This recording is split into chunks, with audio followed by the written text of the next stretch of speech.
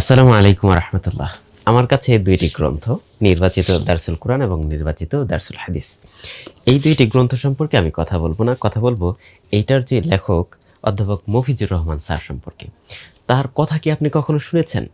না শুনে থাকলে এখন একটি ইউটিউবে সার্চ দেন অধ্যাপক মফিজুর রহমান স্যারের দারসুল কোরআন বা দারসুল হাদিস লিখে। সমস্ত আলামিন জমা করলে মোহাম্মদ হবে না, মোহাম্মদ এর চেয়ে বড়।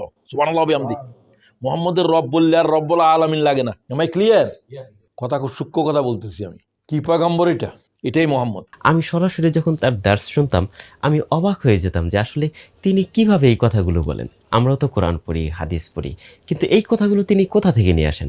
একটা আয়াত পড়লাম, পড়ার পরে আমি আমার জায়গা থেকে আমি আরও ৫টা ৭টা ১০টা তাফসির পড়ে একটা আইডিয়া নিলাম বা এটার যে ব্যাখ্যা সেটা বোঝার চেষ্টা করলাম। কিন্তু তিনি যে কথাটা বলেন সেটা এই তাফসিরগুলোর মনে হচ্ছে যে এই তাফসিরগুলো থেকে আমি কোথাও খুঁজে পাচ্ছি না।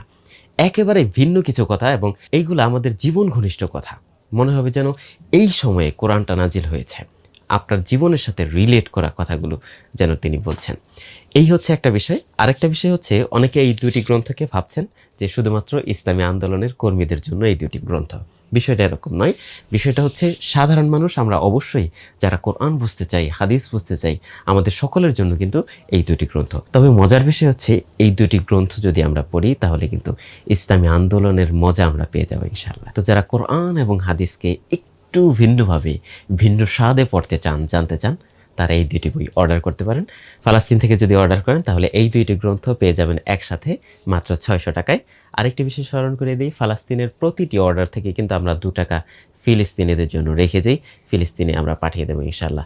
আপনার অর্ডারকৃত টাকা থেকেই ২ টাকা চলে যাবে ফিলিস্তিনে। তাহলে আর দেরি না করে অর্ডার করতে স্ক্রিনে দেওয়া নাম্বারে কল করুন, অথবা অর্ডার নাও বাটনে ক্লিক করুন, অথবা ইনবক্স করুন আমাদের ফেসবুক পেজে।